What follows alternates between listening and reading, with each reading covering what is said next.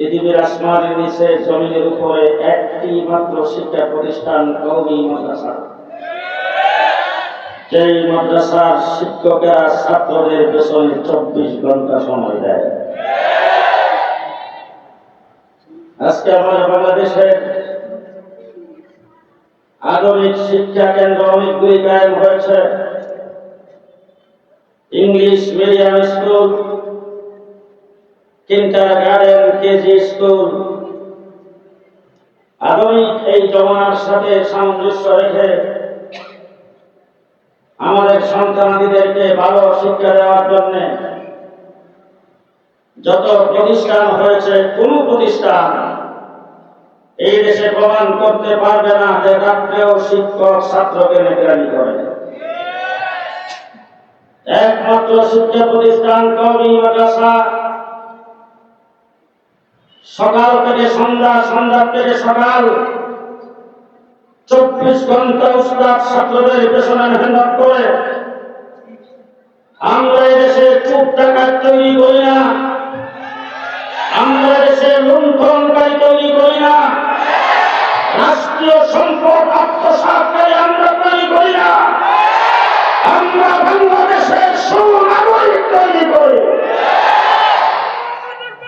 বাংলাদেশের 54 বছরের স্বাধীনতার ইতিহাসে আজ পর্যন্ত কেউ দেখাইতে পারবে না বাংলাদেশের কোন কারিগরের সাথে একজন আলেম জড়িত আছে।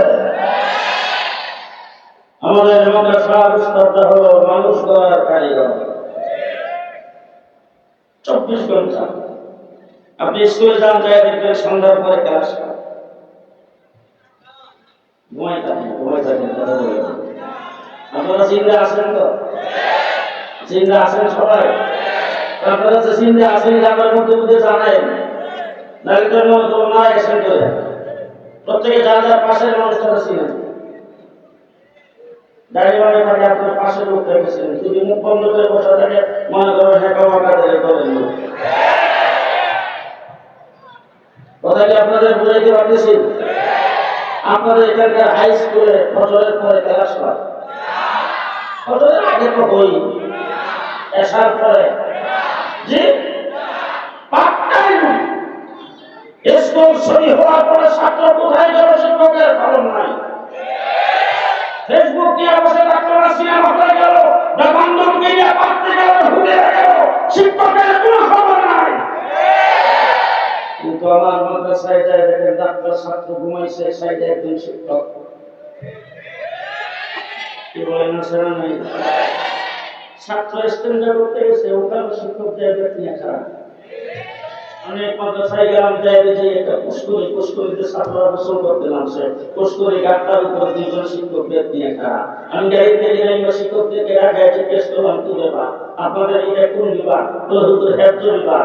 আপনাদের ছাত্ররা কি করে? হুজুর গোসল করার জন্য নামছে। তা আপনারা এখানে বেদ দিয়ে দাঁড়ায় আছেন কেন? বলে গোসলের প্রায় টাইম হুজুর 15 মিনিট, সুন্নত তরিকায় যাতে গোসল করে তাড়াতাড়ি চলে আসে, একজন আরেকজনের সাথে যাতে পানি ছিড়াছিড়ি না করে, এখানে যাতে সাপ্তাহে সময় নষ্ট না করে, এই জন্য আমরা এই জায়গায় খারাপ।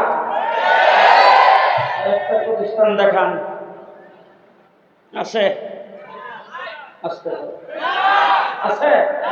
আমরা কয়েকটি কথা আপনাদের জিজ্ঞেস করতে চাই। কওমি মাদ্রাসা আমাদের বাংলাদেশের স্কুল কলেজের পাশে একটা ছাত্র ছোট্ট নার্সারিতে ভর্তি হয়েছে।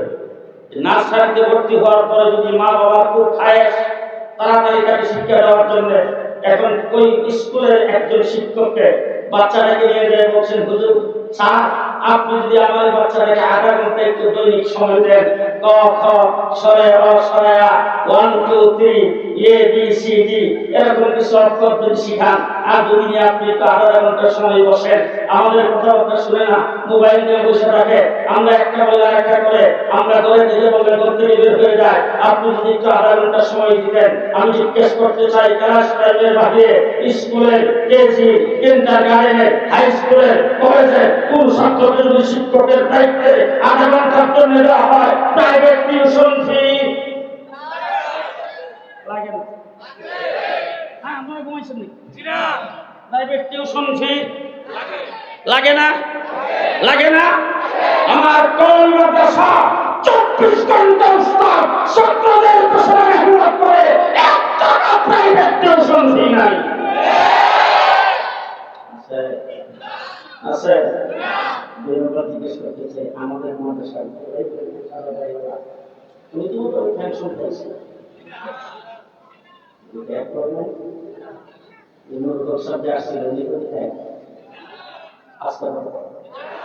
আচ্ছা, আমি জিজ্ঞেস করতে চাই আমার শেখ মুর্শিদ আল্লাহ মাহমুদ শফি রহমতুল্লাহ আলাইহি তিনি 103 বছর বয়সে ইন্তেকাল করেছেন। রিটায়ার করছেন কয় বছর?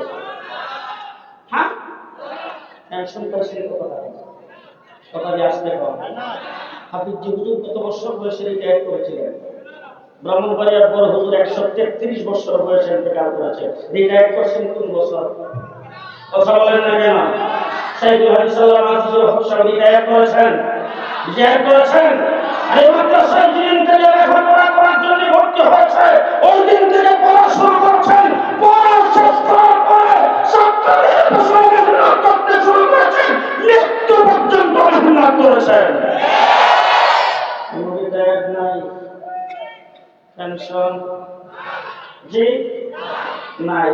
এবার আমাদের দেশে স্কুল কলেজ ইউনিভার্সিটির প্রফেসর, ডাক্তার, ইঞ্জিনিয়ার, ব্যারিস্টার, মন্ত্রী, মিনিস্টার যখন ইন্তেকাল করে তখন দেখেন রেডিও টিভিতে ঘোষণা করে এমন প্রফেসর ইন্তেকাল করেছেন, এমন ব্যারিস্টার ইন্তেকাল করেছেন, এমন মন্ত্রী ইন্তেকাল করেছেন, তার লাশ সংসদ কলাতায় রাখা হয়েছে নেতা কর্মীদের জন্য উন্মুক্ত অবস্থায়।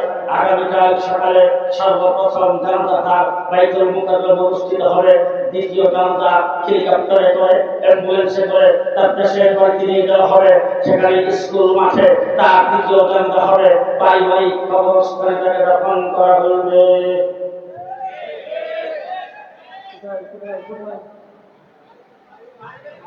কোথায় কোথায়? পারিবারিক কবরস্থানে তাকে দাফন করা হইবে। ও আমার ভাইরা, আমার মাদ্রাসার আসাদে গ্রাম মানুষ করার কারিগর দিনের পরে মেহনত করেছেন আজীবন মৃত্যু আগ পর্যন্ত। মৃত্যুর পরে মাদ্রাসা জি জি আল্লাহ মাহমুদ শফি কোথায় দাফন হয়েছে? এই ভবন কাওয়াকাদের দলে জুনায়েদ বাবুকে কোথায় দাফন করেছে? রসুল কাসিম কোথায় দাফন করেছে? আল্লামা মুফতি বুদ্দুল কাদের কোথায় দাফন করেছে? সাইদুল হাদিস আল্লাহ মাজিদুর রহমান কোথায় দাফন করেছে? আরে আমার আনোয়ার শাহ কাশ্মীরি মাদ্রাসায়, আমার হুসাইন আহমদ মাদানী মাদ্রাসায়, আমার বুদ্দুল হাসান দেওবন্দি মাদ্রাসায়, আমার কাসিম নানভী মাদ্রাসায়, আমার হাকিমুল উম্মত মাদ্রাসায়, আমার সমস্ত ওলামায়ে কেরাম আজীবন দিনের খেদমতের পরে লাশটা মাদ্রাসায় নিয়ে গেছেন। ঠিক কিনা বলেন? আমরা মানুষ গড়ার কারিগর,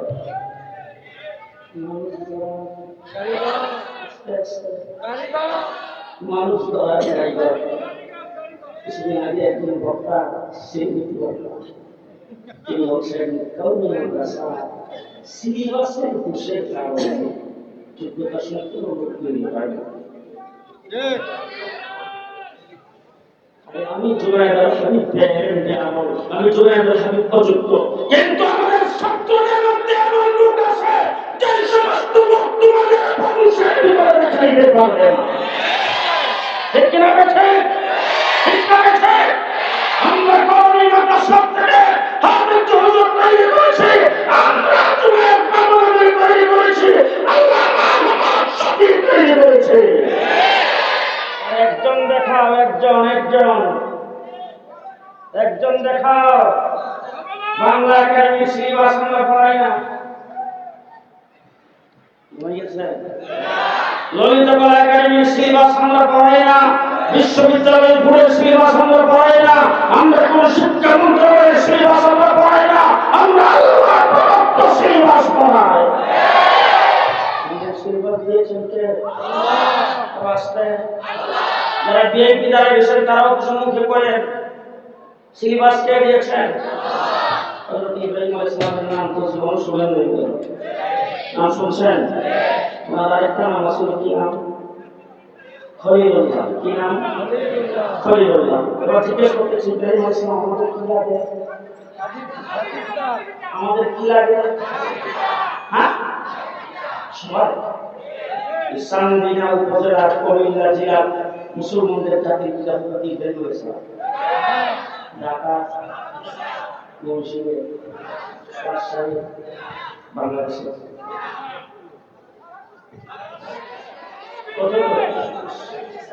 মুসলিম বিশ্বের মুসলিম জাতির পিতাকে জিজ্ঞেস করতেছেন ইব্রাহিম আলাইহিস সালাম মুসলিম জাতির পিতা আগামী 2140 পর্যন্ত। কত 50? হ্যাঁ, কতদিন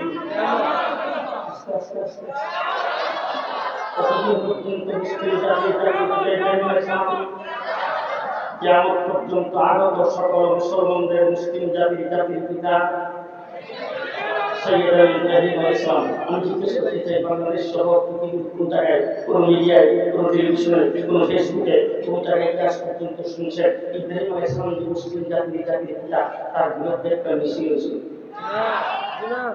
বিবৃতি দিচ্ছে মানববন্ধন, আজ পর্যন্ত কেউ জনসভা করছে? কেউ কোনদিন প্রতিবাদ করছে? কেন করে নাই? ঘোষণা করেছেন কেউ? মিল্লাত আবিকুম ইব্রাহিম,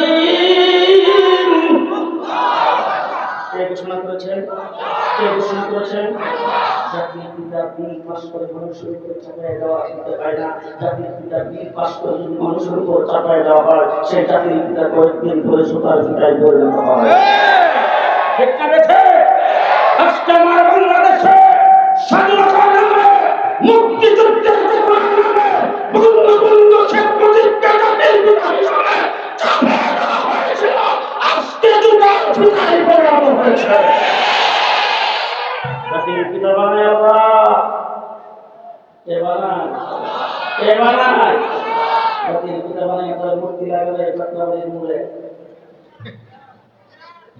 বাংলাদেশের বিভিন্ন জায়গায় এটা প্রতিস্থাপন করা হয়েছে। তখন যাত্রাবাড়ির মূলে বড় লাগাই বড়, আমরা তখন বেতন মোতাবেকের সঙ্গে সমাবেশ করে তার প্রতিবাদ করেছিলাম।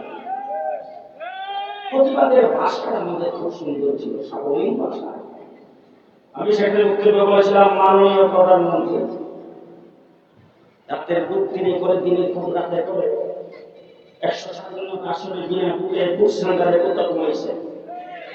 এরপরও আপনি প্রধানমন্ত্রী, মাননীয় প্রধানমন্ত্রী, আপনার বাবার নেতৃত্বে যেহেতু দেশ স্বাধীন হয়েছে, মুক্তিযুদ্ধ হয়েছে, এই জন্য আপনার বাবা আমাদের কাছেও সম্মানিত।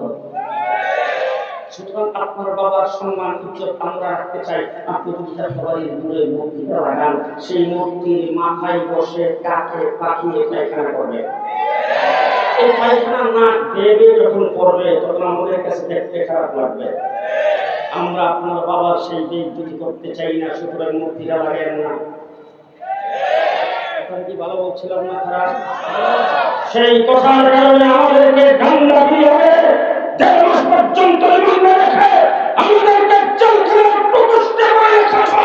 যেদিন তুমি বেড়ায় পেয়েছ, 1 ঘন্টার ভিতরে সব মুক্তি শেষ। আজকে মুক্তি কোথাও আছে? তো আমাদের শান্তিনাথ যে আছে, কলিলাতে আছে সারা বাংলাদেশে। মুহাম্মদুর রাসূলুল্লাহ সাল্লাল্লাহু আলাইহি ওয়াসাল্লাম মুক্তিকে বাংলার জন্য পৃথিবীতে আগমন করেছেন। হতে মক্কার সময় রাসূল সাল্লাল্লাহু আলাইহি ওয়াসাল্লাম নিজ হাতে মুক্তিগুলি ভেঙে চুরমার করে দিয়েছেন। আল্লাহ পাক কোরআনের আয়াত নাযিল করেছেন, ওয়াকুল জাআল হক ওয়া যাহাকাল বাতিল ইন্নাল বাতিলা কানা যাহুকা। বাতিলকে উৎখাত করে দেওয়া হলো, আর কোনদিন বাতিলের মাথা দিয়ে উঠতে পারবে না। বাংলাদেশ থেকে বেশিরভাগ দুর্নীতিবাজদেরকে উৎখাত করে দেওয়া হয়েছে, আর কোনদিন বাংলার মাটিতে আসতে পারবে না। একে বলছেন হাত দেখা।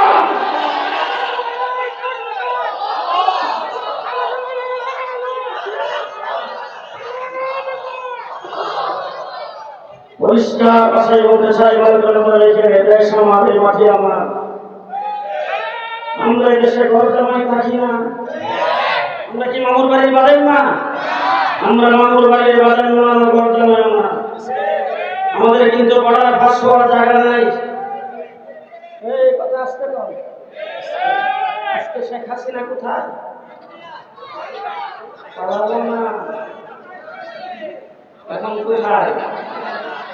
এই হুজুর ইন্ডিয়া যাইতে পারবে না, এই হুজুর যাইতে পারবে তো, আমি যাইতে পারবো তো, মুম্বাই বলা মামুন যাইতে পারবে তো, খালেসাদুল আইন যাইতে পারবে তো।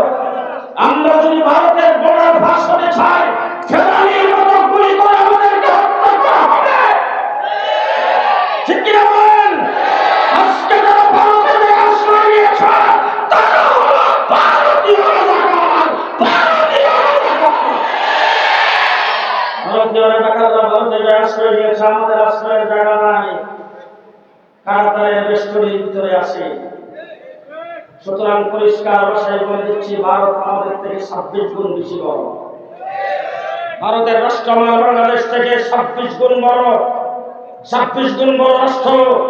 শত শত কোটি মানুষ সেখানে বসবাস করে, লোক সমাগম বেশি, অস্ত্র বেশি, সঞ্চার বেশি, সৈন্য বেশি, রাষ্ট্রীয় ক্ষমতা তোমাদের বেশি হতে পারে, অর্থনৈতিক সামর্থ্য তোমাদের বেশি হতে পারে, কিন্তু আমরা শুধু একটা দেশের দিকে চাই, আমরা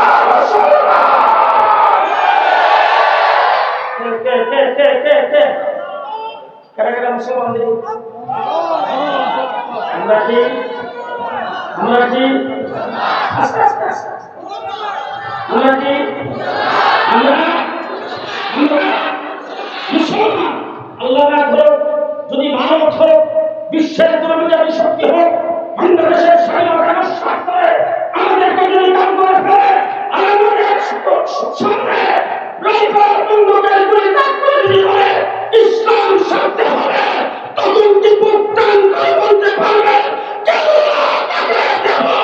ইসলাম দেব না?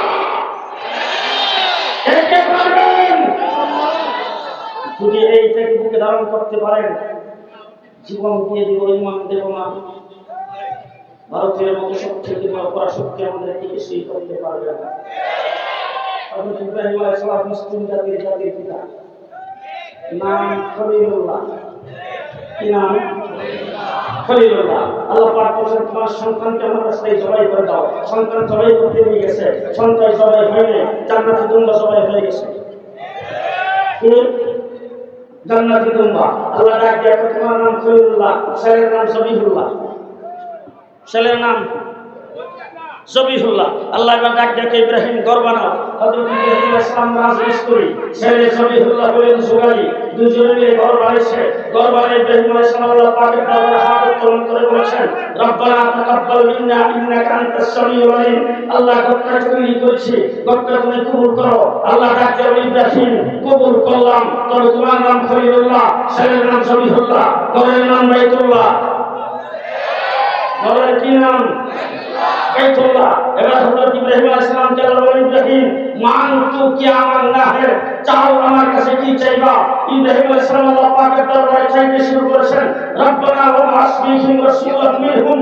আল্লাহ এই ঘর তো তৈরি করেছি, ঘরটা হলো তামাম পৃথিবী ইউনিভার্সিটি, তার জন্য একজন প্রিন্সিপাল শিক্ষকের দরকার। শিক্ষক হিসেবে তোমার হাবিবকে চাই।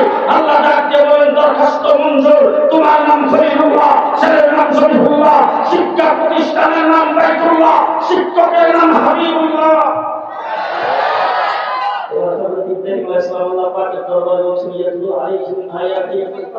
শিক্ষক আসছে, যে প্রতিষ্ঠান পেয়েছি বাইতুল্লাহ, তার জন্য তো সিলেবাসের দরকার। আল্লাহ তোমার আয়াতের তেলাওয়াত সিলেবাস, আল্লাহ ডাক দিয়ে আয়াতের তেলাওয়াত সিলেবাস যে প্রস্তাব করেছে সেটাও কবুল করলাম। তবে পাঠ্য পুস্তকের নাম হলো কিতাবুল্লাহ।